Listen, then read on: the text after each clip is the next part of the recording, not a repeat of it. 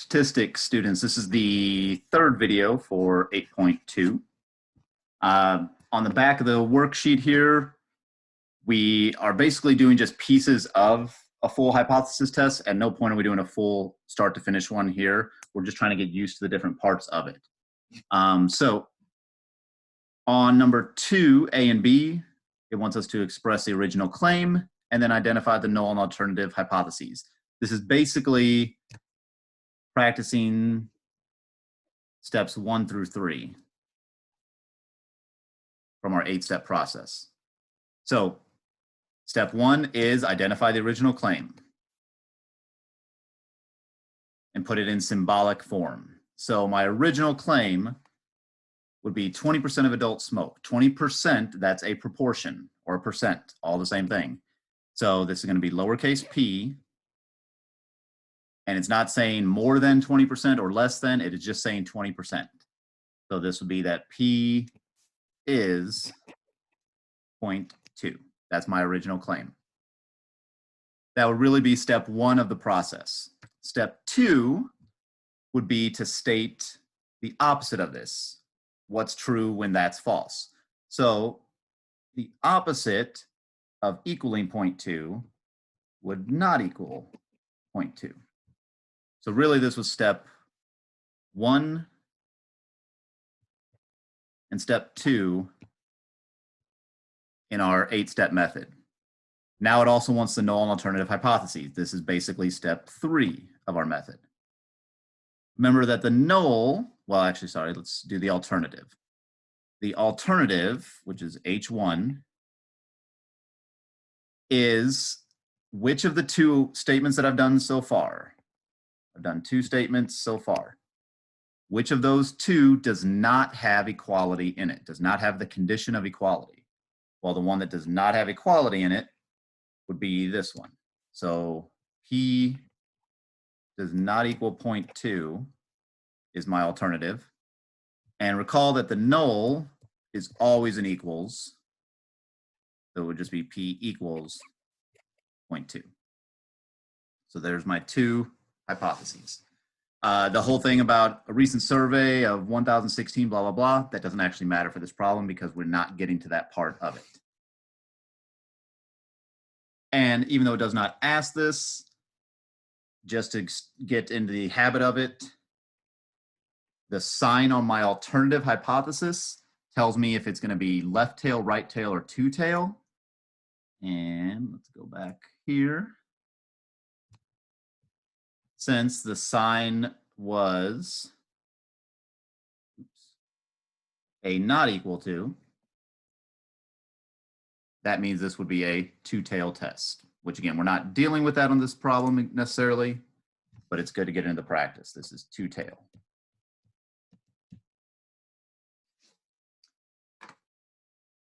On letter B, now we're looking at means, okay? So a little bit different, but the claim, the mean pulse rate for females is 76 or lower. So the mean, so the original claim is actually a mean, which is a mu. It says it's 76 or lower. That mathematically means less than or equal to 76. Again, that would really be step 1 of our process. Step 2 is basically what's the opposite of being less than or equal to? Well, the opposite of being less than or equal to is being greater than. Step 3 is determining the null and alternatives. And again, I find it easier to think of which one's the alternative first. The alternative is which of the 2 statements so far does not have equality.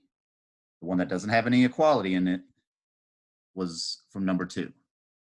So mu is greater than 76 is my alternative. Now remember, our null always becomes an equals. So I just take the normal old equals 76. And just for practice, my alternative has a greater than sign. Means that this problem would be right tail test. My alternative has a greater than sign in it. So this one would have been right tail.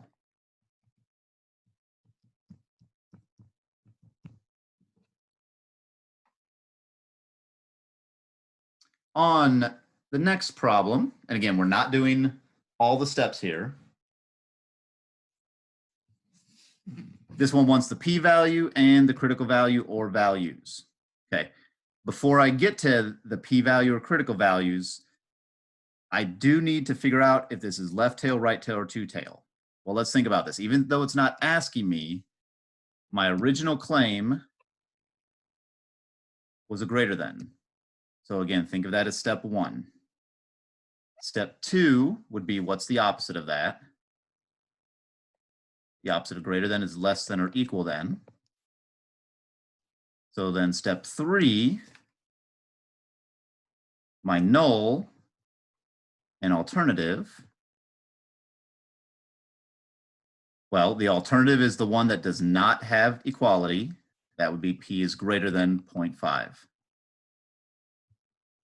And my null would become p equals 0.5.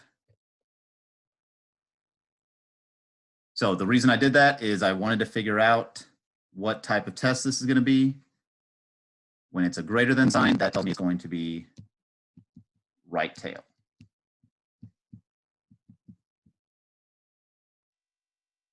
Now, technically, this problem is basically having me do step 6 of the hypothesis test, but it already figured out the test statistic for me, which is nice.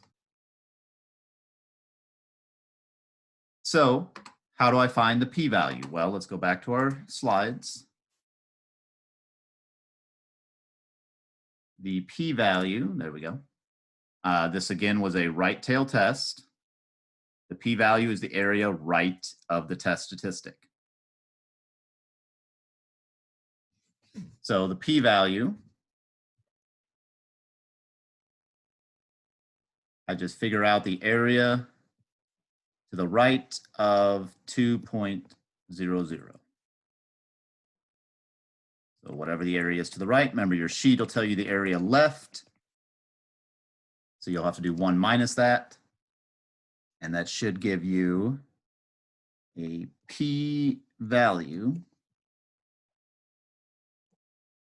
of 0.0228. I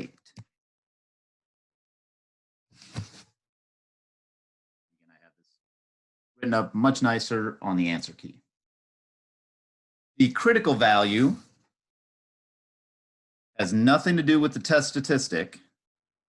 It has to do with the significance level. Again, what the critical value is hey, what number, what z-score has 0.05 to the right of it? That would be the 1.645 that we had on the previous problem. That's a 4 on there.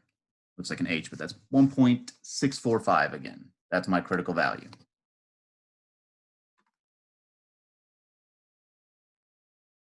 Number 4 is going to get a little tricky. It's similar to the previous problem we just did.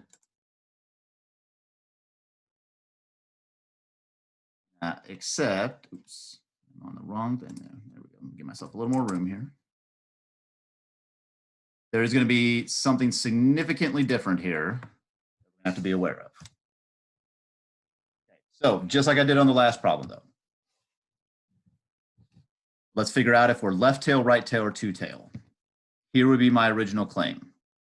So again, that would basically be step 1 of the process. Step 2 is what's the opposite of that? The opposite of equal to is not equal to. Step 3 is to state my null and alternative hypotheses. The alternative is the statement that does not have an equal to, which is clearly the not equal to. The null is always equals. So since the sign here is a not equal to, again, oops, we're on the two-tailed test. Now notice, and this will come up when we get to the significance level stuff, alpha is divided equally between the two tails. That's going to matter. And for the p-value, since we're doing a two-tailed test,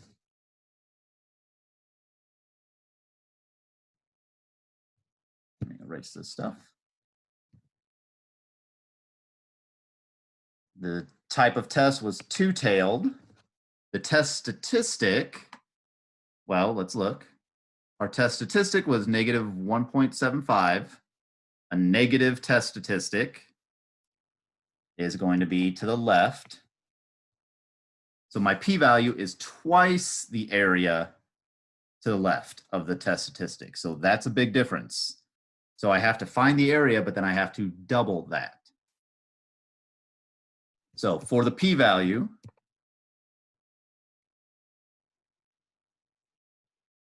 my test statistic was negative 1.75. I need to find the area left of that, but then I have to double it. So if you find the area left, it's 0.0401, but that needs to get multiplied by 2, give me a p-value of 0.0802. Again, this is only when you have a two-tailed test, you have to do this whole doubling thing. The idea of doing the doubling, I'm accounting for the idea of not equaling. It means it could be smaller or it could be bigger. There's two options there, hence the not equal to. For the critical value, this is actually going to be critical values. Again, going back to this slide, alpha is divided equally between the two tails. And there's going to be two critical values. So my alpha is 0.01, but I need to slice that into both tails. So if I divide that in half, I'm going to have 0.005 in each tail. I have to figure out what are the z-scores that go with these numbers. So the score that has 0.005 to the left of it is negative 2.575. Remember, since there's a perfect symmetry, this one must be positive 2.575. This one actually had two critical values.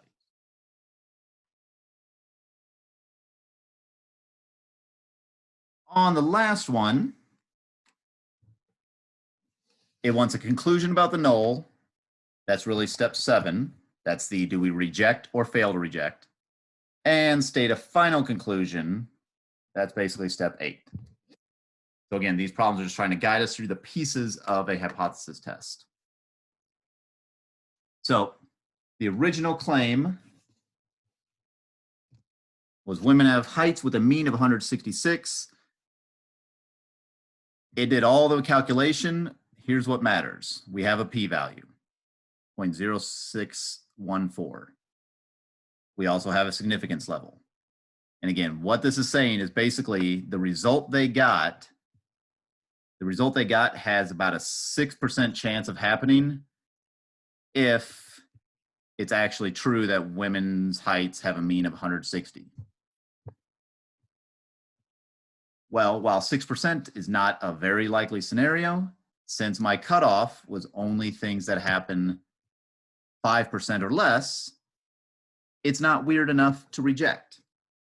Going back to our slides. If the p is low, the null must go, but the p was bigger than significance. 0.06 is bigger than 0.05. So we fail to reject. Even though 6% is a fairly weird outcome, it is not weird enough. So since P is bigger than alpha, we fail to reject the null.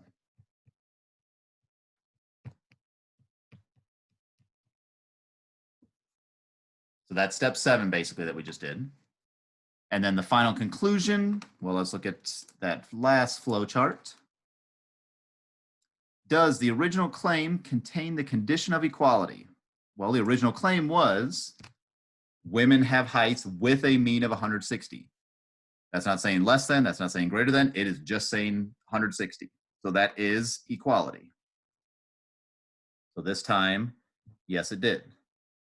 Did we reject or fail to reject? We failed to reject, so this is how I would word my conclusion. I would basically say there is not sufficient evidence to warrant rejection of the claim that women have heights with a mean of 160. Again, that does not mean that I am supporting their claim. It is just saying that I do not have enough evidence to reject it. I'm not saying it's true, I'm just saying I can't tell you that it's wrong. Again, it is a very specific thing in statistics where we don't prove that something is true, we just prove that we can't tell you if it's wrong. Again, notice that in here, there's only a 1 in 4 chance of us actually supporting a claim. It does not happen very often. Okay, that does it for 8.2. I know it's a huge section, but we're going to keep practicing it for a few weeks.